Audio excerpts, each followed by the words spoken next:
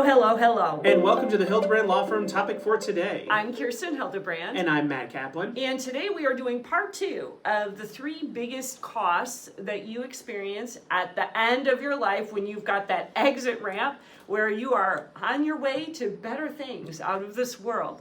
And we talked about last time how nursing home care is just an exorbitant cost that happens at the end of your life. Today we are going to focus on guardianship because this is one of those completely avoidable costs that a lot of people do not understand. Just takes some very simple planning. Yeah, so guardianship, it's very simple. If you don't have a power of attorney for healthcare or a power of attorney for finances in place, all a guardianship does is it gets a court involved and it makes it so that someone is appointed to act as if they were power of attorney for healthcare or power of attorney for finances. Now, that sounds incredibly simple, but is it that simple, Kirsten? Oh, no, it is not. In fact, we have had several guardianship cases here because people have, let me just take one general example where an individual is in her 50s and she has a brother and he has had mental health issues for a long time. They never put anything in place for making sure that if he were to have a psychotic episode and would not be able to take care of himself, that somebody would be able to make medical and financial decisions for him. What happens? He has that psychotic episode as he's aging, and it becomes more likely that he is going to have them. So he has the psychotic episode. He is wandering around. He is he's refusing to go to the hospital. He is spending money in ways that he shouldn't on like HGTV and basically spending everything that he has, and there is nothing in place, no way to protect him from himself. So now the sister ends up in our office saying, what can we do? I don't know what to do to help my brother because it doesn't feel like I have any legal rights. And the only answer is to start a guardianship action. Now, a guardianship action is a relatively big deal. It is essentially petitioning the court on behalf of the person who is the proposed ward to say, look, this proposed ward is not able to make decisions related to their body, not able to make decisions related to their finances. And here's all of the reasons why. You have to try to get them to go to a psychologist or a doctor who is able to do a medical evaluation to support the petition that you are putting in front of the court. That in and of itself can be a really big deal because sometimes that person will refuse to engage and they'll refuse to allow the doctor to evaluate, and then the judge has to get involved and the judge may order the evaluation, but if the person still ignores it, then the judge is able to continue with the guardianship action, keeping in mind that you were not able to actually get that medical evaluation done. That's just step one. Then you have to bring a whole lawsuit and do a full-on trial before the court. A guardian ad litem is appointed to represent the court and they're doing their independent investigation. Plus, there's somebody who is appointed to represent the proposed ward so their rights can be heard in court as well. And of course, they're going to oppose the guardianship because that's what the proposed ward typically wants. So all of this party that's going on ends up being very expensive and not nearly as fun as a regular party. And so these can range, my goodness, easily into the tens of thousands of dollars to do this type of guardianship action. It's also very stressful because once you start a guardianship action by law, it needs to be resolved within 90 days. And that is like a blink of an eye in court time. So, they say the wheels of justice move slowly, and here the wheels of justice have to go fast, and that is also very stressful because there's just a lot to get done in that period of time. And then, are you going to be successful is the big question, because the judge may agree or the judge may disagree as to whether or not that person is competent to be able to handle their own affairs and their own body. It's a very serious thing.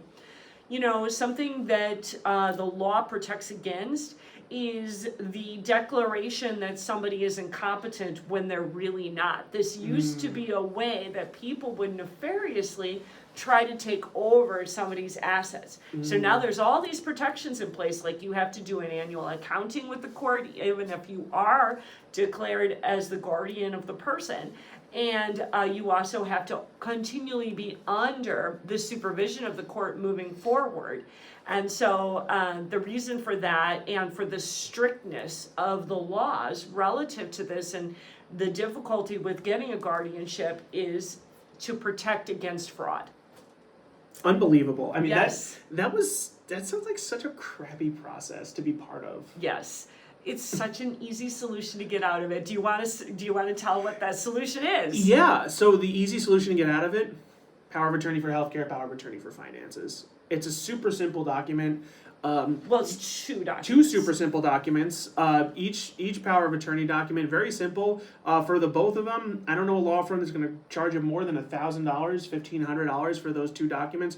And they're incredibly comprehensive. They cover everything that you need. No court involvement. You can get it done within a few meetings with an attorney, and it avoids all of that nonsense. It avoids all of those costs. It avoids going to court. It avoids needing to get evaluated by a psychologist. But the big thing too is that, so you mentioned there's 90 days, right, in order for them to get the whole thing done. So in those 90 days, all of the ward's accounts are frozen, aren't they? Right. That's exactly right. So all of your money is frozen. So if you have bills, they're just going to pile up. If things go to collection, you're going to get collection notice. If you have a car payment that doesn't get made, could your car get repoed? Yeah. Possibly. Yeah. You can start getting letters from your mortgage company that your mortgage isn't getting paid. And so all of these things start happening. Whereas if you just have a simple power of attorney document in place, none of that happens. The moment a bank gets wind that someone is incapacitated, they're going to freeze those accounts. But if you have a power of attorney document on file, no reason to freeze the accounts. You have a good power of attorney. Someone can step into your shoes and act for you. And so it's just amazing. I think this is the thing that irritates me the most whenever we get a new guardianship. It always is just like, if you would have just come to us a year ago, you would just come to us 6 months ago, maybe even more recently than that, we could have avoided all of this nonsense. And the vast majority of guardianships are within the last year of someone's passing, because all of a sudden something happens where they're not able to make medical decisions for themselves, and now there is nobody who can make those decisions. So usually then the hospital is turning to the family members and saying, you have to start a guardianship action because we have to continue to try to save this person. We have to continue all of these medical procedures unless and until somebody gives us a different instruction. So somebody could be on life support for a very long time while guardianship actions are wending their way through the court. How would you like that? To be on life support while your guardianship action is going through. Now 90 days seems like an eternity. By contrast, if a power of attorney is in place for healthcare decisions, then the decision as to whether or not to keep or take that person off of life support is within the hands of the agent, and the agent can make those decisions, and it can be a much more peaceful process. Also, guardianships get people involved that you never wanted to be involved, meaning family members, because you have to get interested parties involved.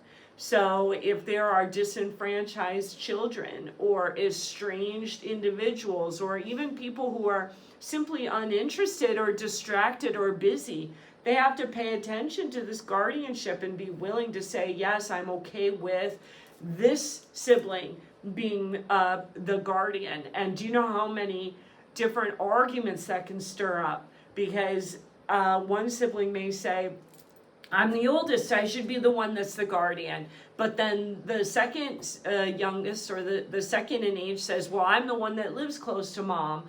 I'm the one that should be making these decisions. And then all of those old fights that never got resolved, that happened in the sandbox and on the swing set and at the dinner table, that happened in childhood, they all come back up. And now all of a sudden, we are fighting, and it's not just about the guardianship, it's about who loved mom best, and who took care of mom best, and who deserves to be in this position.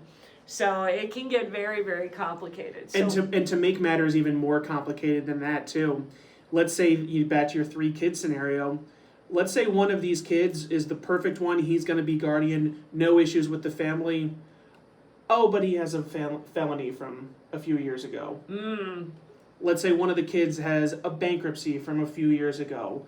Do you really think a court is going to appoint them if they have a felony on their record or a bankruptcy on their record? Heck no. And so it almost turns into a popularity contest at that point. Whereas if they're your documents, you can choose anyone. You can choose the biggest criminal in the entire world, and they can be your power of attorney, and no one is going to blink an eye. You can choose someone who filed for 20 bankruptcies, who can't hold 2 nickels together, and it's totally fine, because that's what you want. That's a very interesting thing to say. Although, Matt, if somebody came to you and said, I've got this child without any bankruptcies, and I've got this child with 3 bankruptcies, who do you think I should pick as the power of attorney for finances?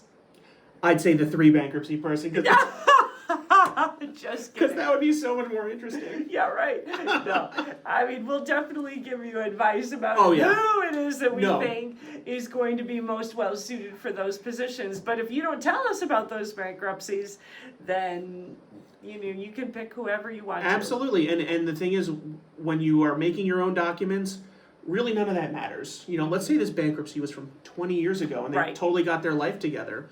That doesn't matter. But in front of the court, it might matter. It might matter. It might matter in the popularity contest. Exactly. Well, thank you so much for joining us about this second biggest cost at the end of your life when you're taken off the off-ramp. And we are here to protect your today and your tomorrow. We will see you next time for the third biggest cost.